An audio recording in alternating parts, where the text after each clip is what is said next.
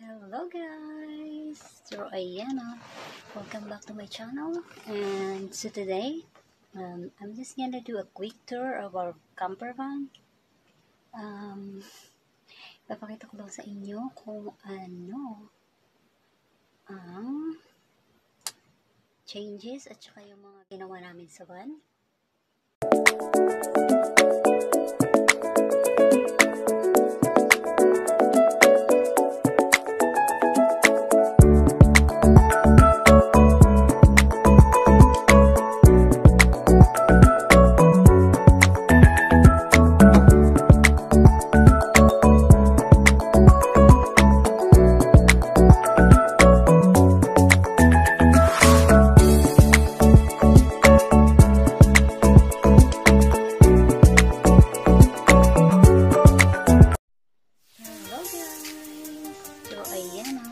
Welcome back to my channel, and so today I'm just gonna do a quick tour of our camper van.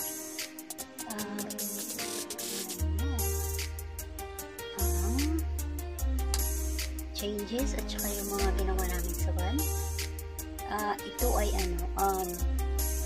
me and my husband and I did the van, like put everything together.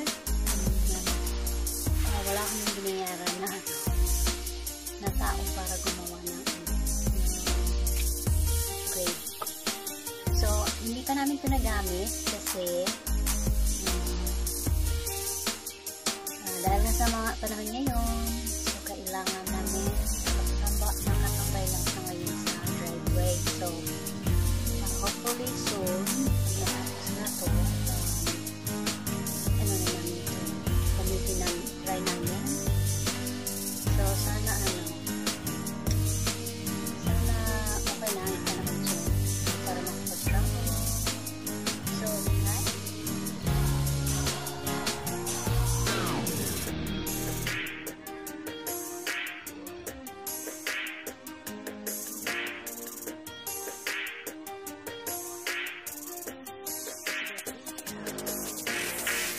Tour lang po guys. Pakita ko lang sa inyo kung ano yung mga ginawa namin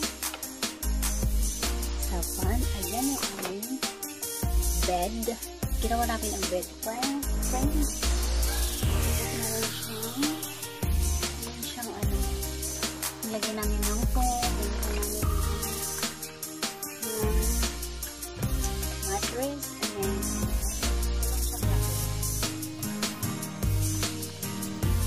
then ayan yung front. Hindi siya malaki.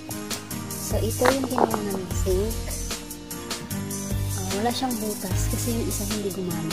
Hindi siya nag-work out kasi nabundok. So, ito yung faucet. May water yun siya. May tumutulong tubig. Okay. So, ito yung pinaka-ano namin. Wala siya. Kailangan lagyan lang siya ng cortina kasi hindi lang nilalagyan ng cover kasi mahirap siyang mag-open. So, ito yung water bottle namin. Tatlo. Meron kaming tatlo niyan. So, tatlo niyan para kahit malayo, meron kaming stock. Pwede kami mag-shower, magluto. Tapos, ito yung cabinet para hindi siya para hindi siya maglabasan o malaglag lahat ng kaya kailangan meron siyang ganyan para hindi siya matumba. Tapos ito yung table na ginawa namin para lagayan ng mga anik-anik sa taas. Pwede siyang gawing table. Tapos pwede siyang meron yan siya dyan sa gitna pero tinanggal namin. Tapos ito yung aming fan. Ano lang siya, 12 volts 12 volts fan para kung mainit, merong fan, ganyan. Tapos ito ang aming wait lang.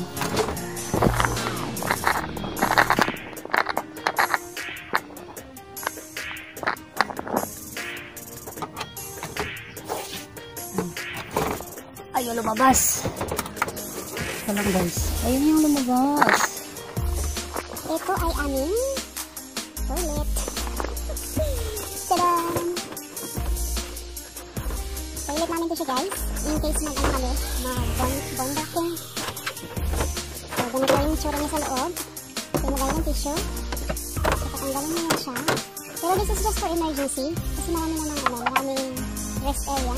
Dito mag-jingle, mag-ano, kung ano yung business mo, kailangan maraming rest area. Ito ay lang, kunwari sa gabi, matutulog kayo. So, pwede nyo siyang gamitin. Tapos different yung separate yung groundwater or yung input. Ayun. Yan na. Tapos ayan. Sa bukas na, meron siyang para siyang bucket. Kailangan na rin siyang plastic bags in case na mag-jingle ka dyan. Hindi siya pwedeng pagaluin mo into. Mag-jingle ka. So, ito parang pang-jingle lang. Pag umihi ka, dyan, kailangan ito plastic bag para make sure na hindi siya maglabasan sa plastic bag ang para hindi siya maamoy na bako. So, it's just for emergency. Meron siyang compost, pero kasi siya. So, ito tinatry lang namin siya. Yung magiging nilagay namin siya dyan. Kaya ginawa namin yan kasi in case na nilagay siya. Ayan. So, ayan, yan. Tapos punta na tayo sa ito ang aming blackout curtains. Pag sa gabi matulog kami, dyan namin ilalagay siya. Oh. Alam mo yung yung ito. Ayan, sabit namin yan dyan. So, pa kami, nagtatry kasi first time namin itong gagawin. So, itatry namin kung ano yung mag-work sa amin. Tapos, trial and error. I-upgrade kung ano yung dapat i-upgrade. At saka, itatanggalin kung ano yung dapat tanggalin na. Tapos, ito ang aming electrical voltage, DC volts. Ayan, i-on ko siya. Ayan, 12 volts. Ayan siya. Tapos, ito yung battery capacity voltage. Mas 100% siya. Yung asawa ko lang yung gumawa yun sa electricity. So, ako tumulong lang ako. Tapos ito yung aming fridge. At ayun, ba't ayun na.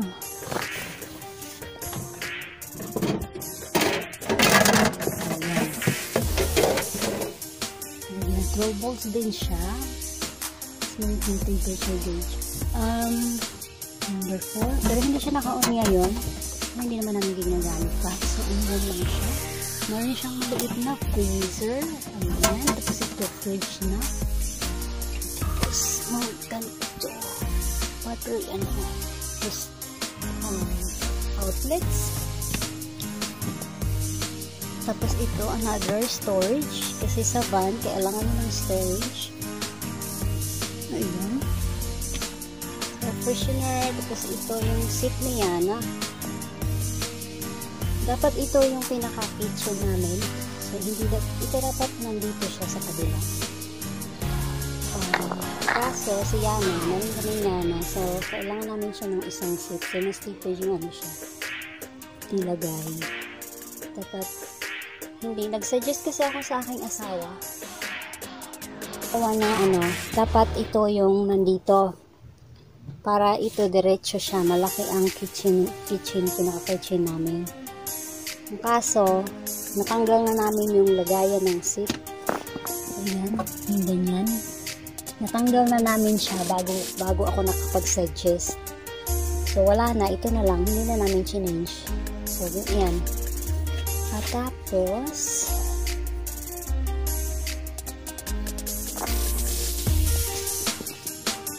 so, ito yung another fan. Ano lang yun siya? Electricity? Of course, electricity. Converter yun. Tapos, ayan, nilagay namin mga ilaw. Kasi you can't have too much light. Ayan. Ito siya, di battery lang siya. Wala na siyang battery. Nahurot. Wala. Ayan na yung gumana. Ayaw.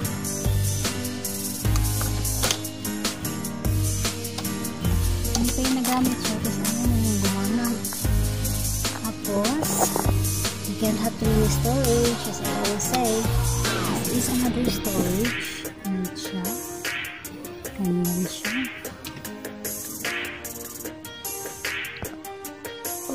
Storage, another storage. Meron kayong ano. Ayan.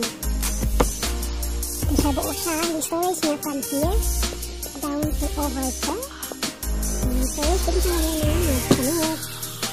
Nakalikat mo kanina. Nagano siya, nagminel. Ang goma. Nagminel siya.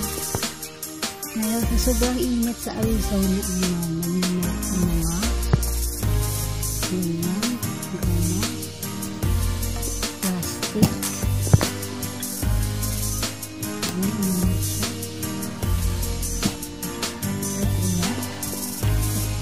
It is also on storage.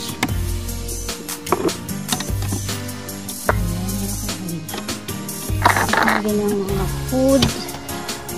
Same thing with this side. On this side, same thing. Storage din siya.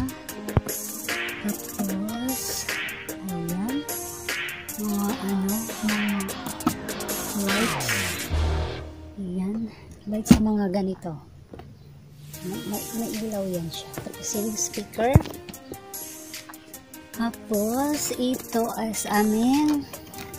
Another storage siya dyan sa kabila. Tapos, storage din siya dito sa kabila. Tapos, itong gitna is aming TV. Hindi pa kami nakabili ng TV na 12 volts lang. Diyan namin ilalagay. Tapos yung likod is storage na siya. So ayan. So ayan guys. Tapos ito ang aming bed. Ayan. Malaki siya. Kasi kasya kaming tatlo dito. Ayan. Titigba lagi siyang nasa left side. Si Yana nandito. Tapos ako sa gitna.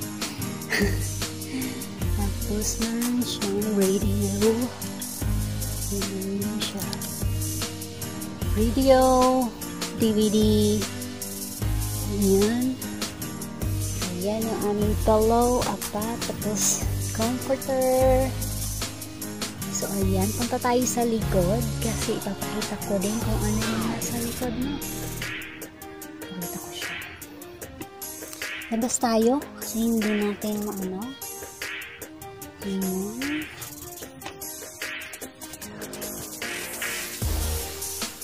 Labas tayo. Wait lang mo. Ay, ito pa pala. Ito yung remote sa ilaw.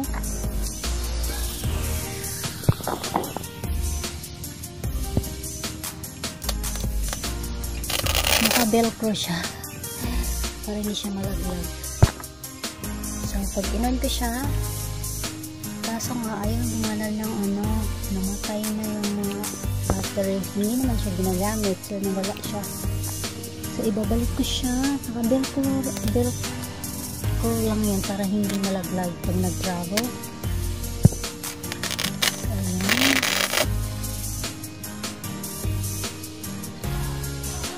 Ayan, gumana siya.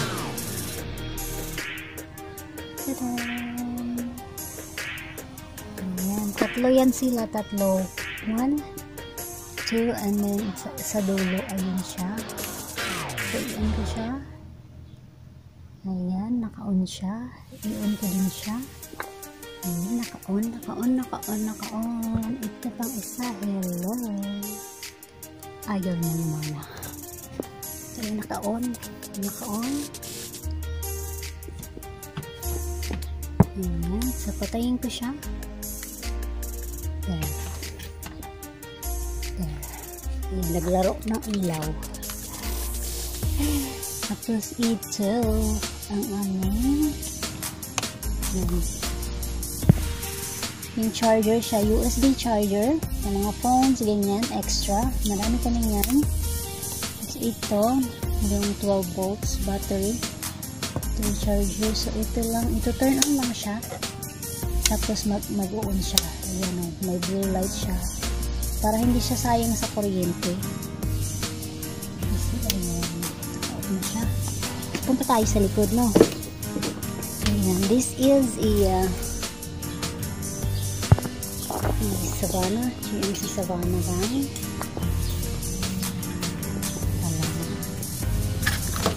Ay, nakalock. So, ayan yung likod niya, sa likod. So, walang light kasi wala siyang tulad niyan. So, ayan.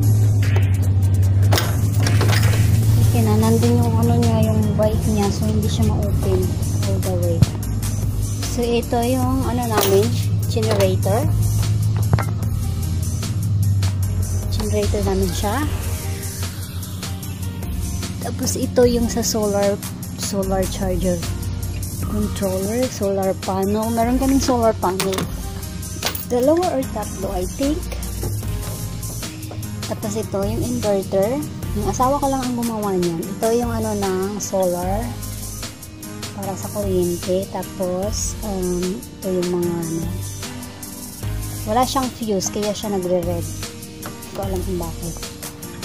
Yung asawa ko lang ang gumawa ng mga wiring niyan. Tapos, meron kaming dalawang battery, lead acid battery yata ito.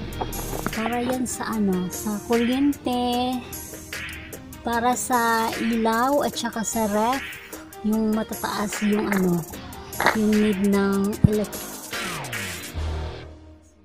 So ito yung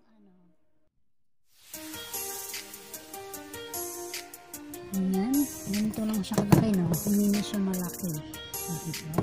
12 volt battery charger, ayan siya. Tapos, ayun, ano ba yung isa? I think battery charger din siya. So, ayan yung ref namin. Tsaka, etong loob na to, lalagyan namin siya ng storage, mga boxes. Kasi ito, yung pinaka-storage siya dyan.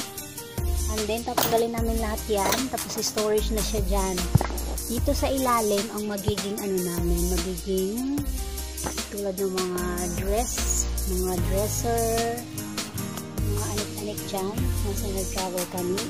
I-fill up namin siya ng mga damit namin. So, in case na matagal kami sa bundok, meron kami lahat stock. Damit, pagkain, ayun. Ito siya. So, ito, wala siya talaga. Before is meron siyang blind something. So, ipinalitan namin nito. So, ako lang ang nagtahi niyan, guys. Tinahit ko siya. Ayan. Nakita niyo na yung aking gawang kamay. Ayan, magic. Ayan. Ako ang nagtahi niyan, guys. Tinahit ko siya.